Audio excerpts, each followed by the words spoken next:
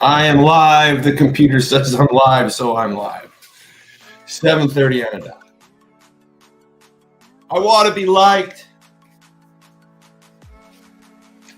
I need to be liked. Everybody wants to be. The people that truly don't want to be liked aren't liked. And they get their wish. I'm just not one of those people, right? I'm not one of those people, and I don't think the Wired Differently brand is prescribing to not wanting to be liked. I think it's important, to have some friends. I mean, listen, the whole world's changed with the social media. The very thing that we do on a regular basis is like somebody. Some people have trouble just liking other people, so they are difficult to be liked. Isn't that the root of all love languages? If you want to be happy, make somebody happy. If you want to be loved, love somebody. If you want people to be nice to you, be nice to them. I mean, you have to go first. Not a situation where it's what they call a Mexican standoff where you're looking at each other like, you go first. No, you go first. No, you like me. No, you like me. No, I like you if you like me. I'm not going to like you unless you like me. That's not how it works. You love me, I love you. No, you love me first and then I'll love you. God did the whole thing for us. He said, I'm going to love you so much that I'm going to sacrifice my only son. I'm going to give him to you first to prove that I like you. I love you. I will go first. Let me show you how this is done to a painful process. Why do we need liked so?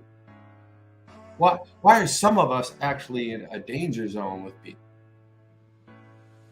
Well, that's what I'm going to talk to you about this morning. I'll put some things together, because I've struggled in this area a little bit in my life. I struggle. I've dealt with it. I mean, I literally told the story last week about flying someone to Angola to get a fresh donut so that they would like it. Well, good morning, good morning, good morning, good morning, my friends. Good morning. Captain Luther Kilo from down under. How you doing, Kilo? Debbie, the ever so lovely Debbie, shows up with a raft of thoughts. I'm sure you'll have Matt Raymer. Nice shirt. Now, man, I put a lot of thought into this shirt this morning. I'm like, I want to be liked. I want to, I'm going to be talking about, not everybody's going to like you, Todd. Not everyone's going to like you, Matt. I mean, I've never met a person who didn't like Matt. But the point of the matter is, why? What is this all about? So I was going to do a quick show this morning, and I got some things I want to talk to you about. But I put on this shirt that demonstrates the most likable brand I have. I mean, Wired Differently, we're a likable brand. Don't get me wrong, but there's people out there that don't want to be wired differently. They don't want this brand of, being willing to, change basically who we are to become who we want to be. There's people out there that just don't really want to prescribe to even maybe the God quotient. There's people that don't like happy people, and I'm happy. I got Jason here this morning. Good night. Look at all these comments already this morning. I love the support. Good morning, Madeline. So I really, really wanted to get on this topic this morning. And I got to be honest with you, I'm excited to tell you some little good news. I'm traveling to Tampa as soon as I get off this call. And this show. And The topic is overcoming the need to be liked. Overcoming the need to be liked. So I just want you to understand that I think that there's a piece of us that not all of us need to be overcomers on, but I think we should be aware of the fact that we do sometimes have a tendency to want to be liked too much. And my mom is on the show here this morning, and she's a good, faithful follower. Thank you, Mom. Her name is Madeline, and I try not to call her out too much, but generally she's on the show watching, and she's a big supporter of mine. And she would tell you of the struggles I had probably as a child of wanting to be liked so much. Now, is that from your upbringing? Is that from your home life? Is that from your environment? Is that from you're genetically born with those type of traits, the insecurities, the things of that nature? I don't know. I don't even care. I just know that the propensity to want to be liked, I think, is a good thing.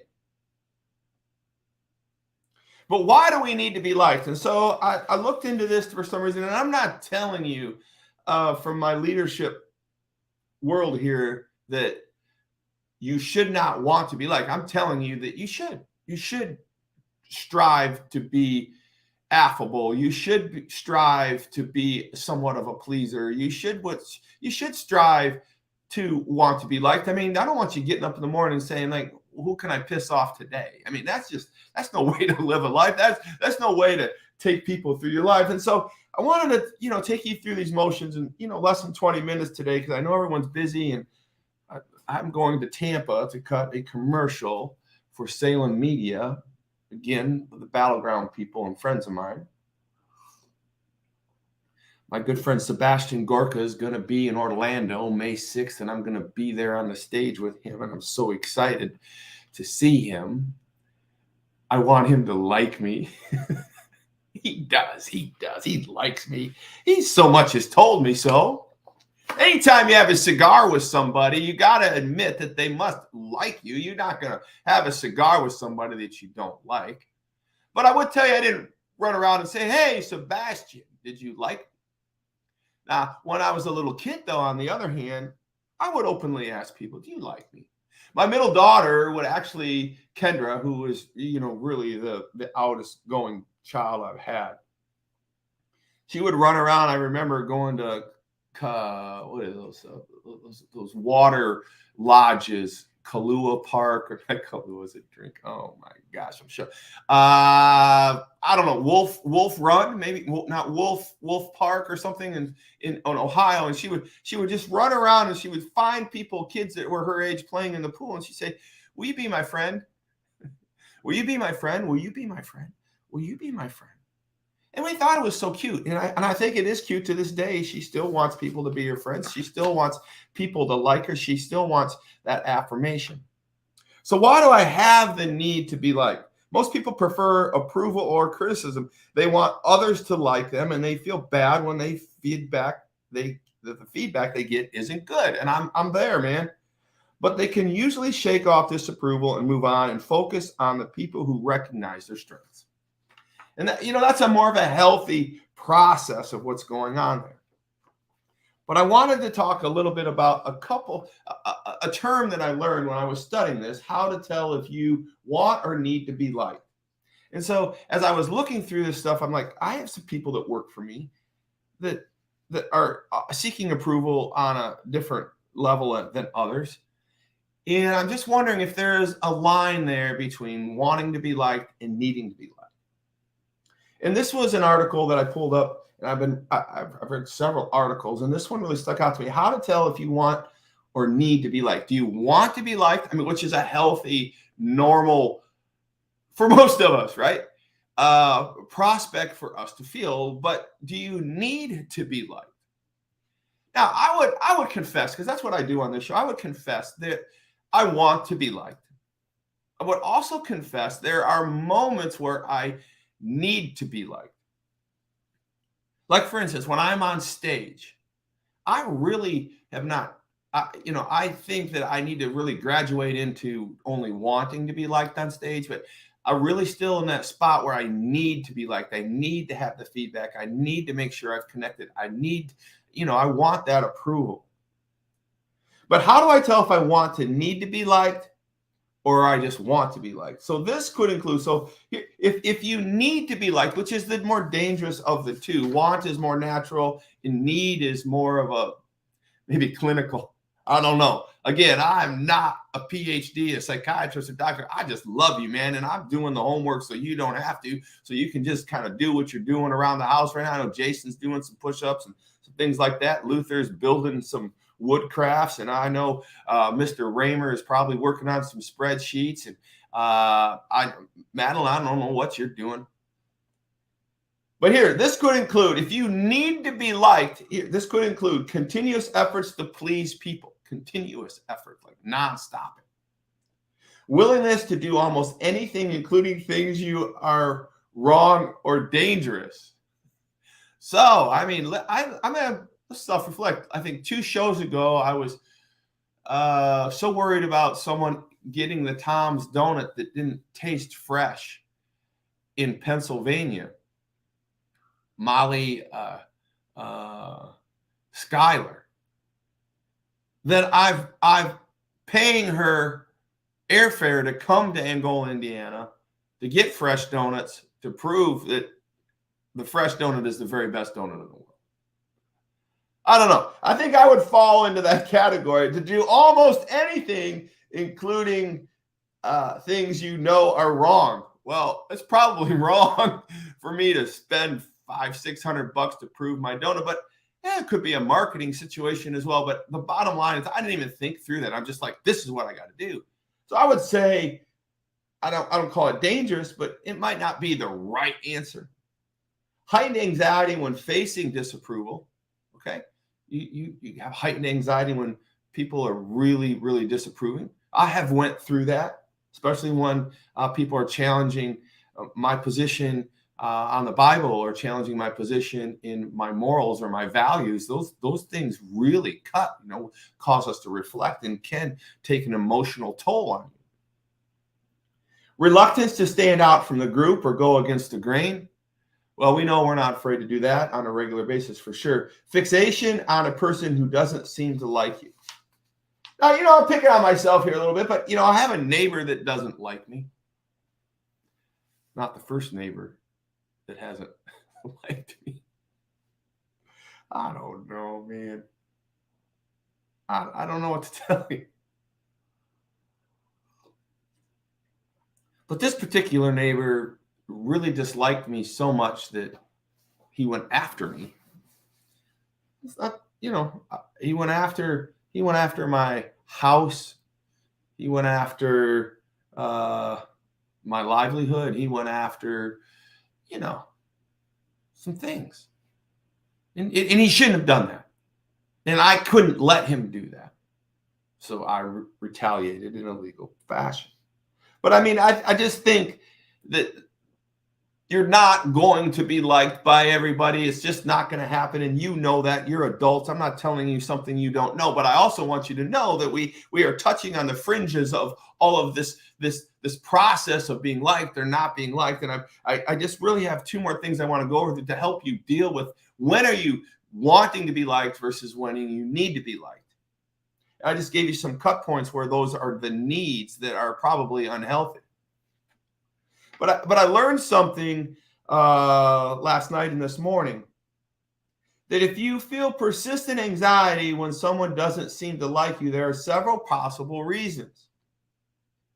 And we just talked about the questions that were doing some of those things for you. But I want you to learn this term of external locus of control or internal locus of control. Your locus of controls is what you perceive as the main cause of the events of your life. Your locus control is what you perceive as the main outcomes of your life, the causations of the events of your life. Your locus control is one of 2 ways. It's an internal locus control and an external locus control. And if you have one or the other, which you have to have one or the other, whether you've thought about it or not, this is what's driving your likability or not likability, the want to be liked versus the need to be liked. The want to be like is healthy. And I would tell you the want to be like is an internal control of locus The need to be liked is the external control of locus. I want you to understand that you have one of the two. And if we can understand which of those two drivers you have, then you can moderate this idea, this thought process of not needing or wanting to have someone like you at all times.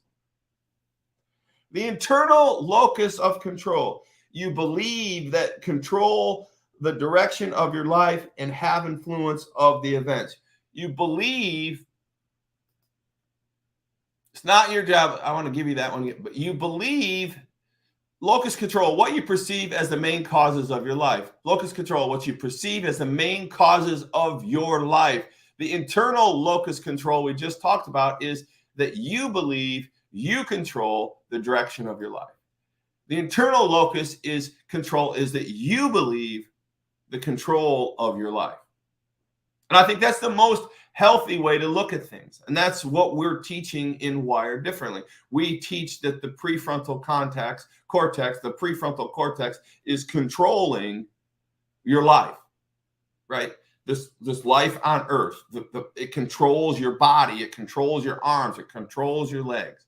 That portion of your will be done through your prefrontal cortex, telling you to pick this arm up, to eat the food, to go do the exercise, to do the things, to like, be not be liked, those type of things. We believe that we have more control on that than not. That is the locus control, the internal locus control. That is this idea that we can actually affect the outcomes of our life with our actions, our mindset, in the power of our mind controlling our body and our actions. There's no question that we are a neuron-loaded mind that's ready to crack open at any time and do exceedingly abundantly and miraculous things in this lifetime. We just need to channel those. And if we have that internal control of our destiny and control of our life and behavior, then we have this internal locus control, and we can have more of a want-like ability versus a need-like ability. The external locus control is that you feel the external influences determining the course of your life.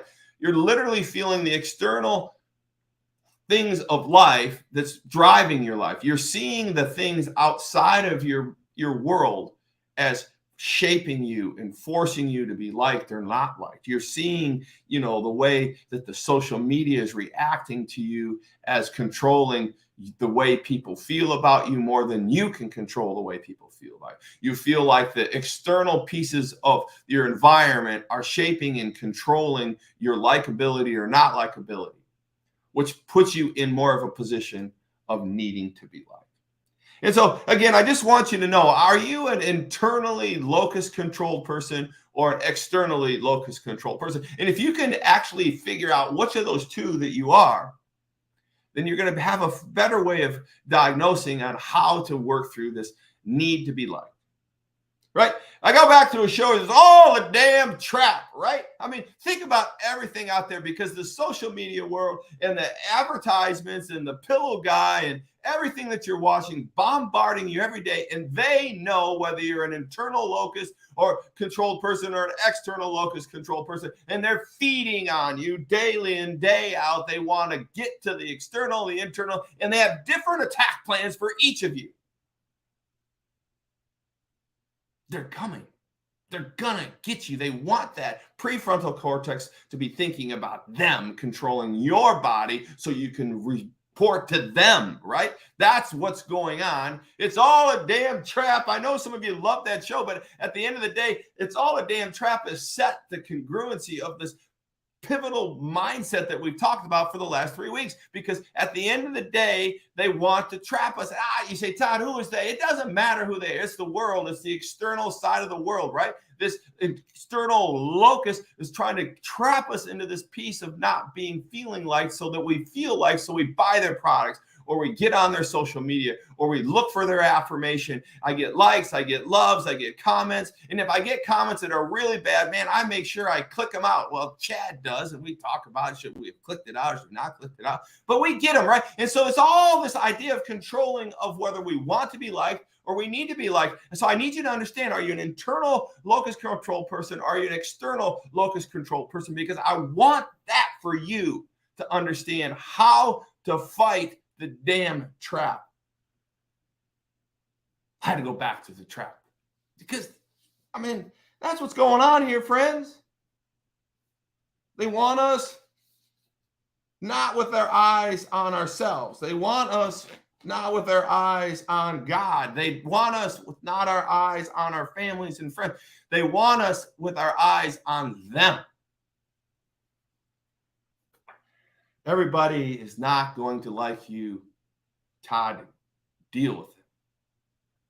Deal with it. So I thought I would just kind of close this show for you today, 20 minutes. And I wanted to give you some of these questions because some of us are saying, hey, Todd, so how do I deal with people wanting to like, how do I deal with the fact that I want people to like me, or I more seriously need people to like me? And so I'm coming up with 6 questions. I got 6 questions that you can ask yourself. I have 6 questions that you can ask yourself, and I just want to go over these with you real quick. And I want you to understand, if you find yourself in a position where you're challenged, whether you want to be liked or need to be liked, or your likability is at play, your approval is at play. I mean, I really love these questions because they really define some things for me that bifurcated the process of, wanting or needing to be liked to, like, is it necessary? And so I think these would really help you. Number 1, should everyone think the same way? Like, so if you're wondering, why doesn't this person like me? Why are these people not liking me? Why am I feeling the way I'm feeling? These are the 6 questions I want you to help counteract this process in your mind that will help you deal with the fact that, Todd, man, your neighbor just doesn't like you, right? You can't change it. Right? I'm literally been on a 5-year mission to win this guy, which is number 1. I mean, like, is that a disease that I really feel compelled, even though that he attacked me and caused me a $50,000 legal bill to beat his butt in court, right? But at the end of the day, I'm still trying to seek his approval. He's my neighbor. I want harmony in my neighborhood. I do want approval. But why am I still, after 5 years, trying to snuggle up to him when he's just to get him to wave at me, which he did finally 4.5 years later. Man, I thought that was the greatest thing ever, man. Here I am, Todd Saylor, wired differently and living the way I live and all the things I am. And I was damn near doing the happy dance in the street when this man waved at me after 4.5, 5 years of, but he didn't smile and he didn't say a word and he went back into his house. But at the end of the day, I want you to ask yourself these questions. It's okay, man. Let's move through it. Should everyone think the same way? So, like, he doesn't like me. All right, let me ask myself. He doesn't like me. Well, Todd, should everyone think the same way? Well, no. I teach on people not thinking the same way. My mission statement, my motto is to be, do, and think differently. Thanks to Mary Brockett. She helped me with some of that trademark stuff and everything we're doing. Be, do, and think differently. So, no, everyone shouldn't think the same way. Well, so if everyone's not going to think the same way, then it's impossible to be liked by everybody. The next question I would ask myself, why doesn't he like me? What can I do? I know he was a jerk to me, and maybe he thinks I was a jerk back to him, but now it's all money under the water with the bridge and everything. And, like, does someone's disapproval stop me from living my life? Does his disapproval stop me from living my life? No. Everyone shouldn't think the same way? No. Should his disapproval of me stop me from living my life? No. That's something you have to ask yourself again. Can I change someone's previous experience?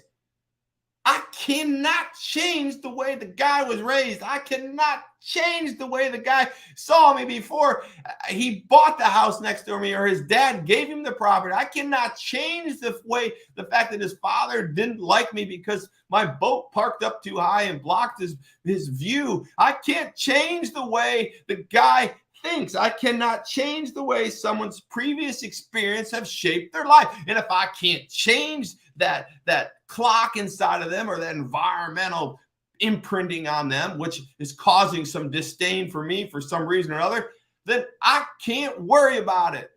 That's the question. That's like the deductive reasoning behind what's going on here. Should everyone think the same way? No, Todd. So why should everyone like you? Does someone's disapproval stop me from living my life? No. So why should I seek their approval? Can I change someone's previous experiences? No. So why should everybody like me? Should I be the most important part of everyone else's life? Should I be the most important of everyone else's life? No. No. I should not be the most important piece of your life, or certainly everyone else's life. I want to be a part of it.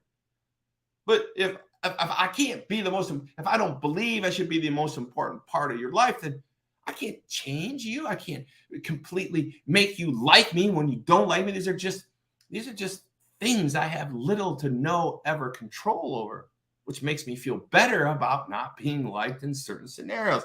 Can I succeed if people don't like me? Wow. Can I succeed if my neighbor doesn't like me? Should I be the most important part of my neighbor's life? Wow. I mean, it's so simple, right? And last but not least, if I always agree with everyone around me and I being myself, if I always agree with everyone around me, am I being my true self?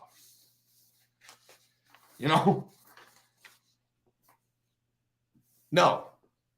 You ask yourself those questions, and you're going to say no to every one of them.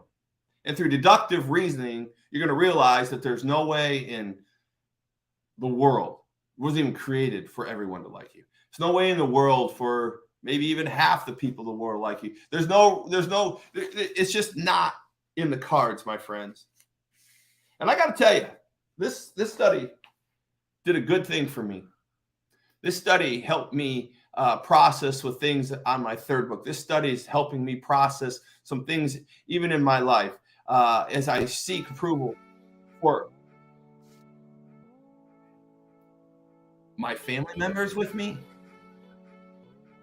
as I seek approval with employees in my leadership methods with me, as I seek approval with even my fan base in Wired Differently as it's growing. Man, we are really growing. And I want to thank Chad and Chris for social media stuff, man, and what's going on. But man, I got to be correct. I've got to give you something to latch onto. And I hope this series, which we're going to wrap up tomorrow on Friday, the 5 stops of self-leadership. And that last topic is stop not recognizing your worth.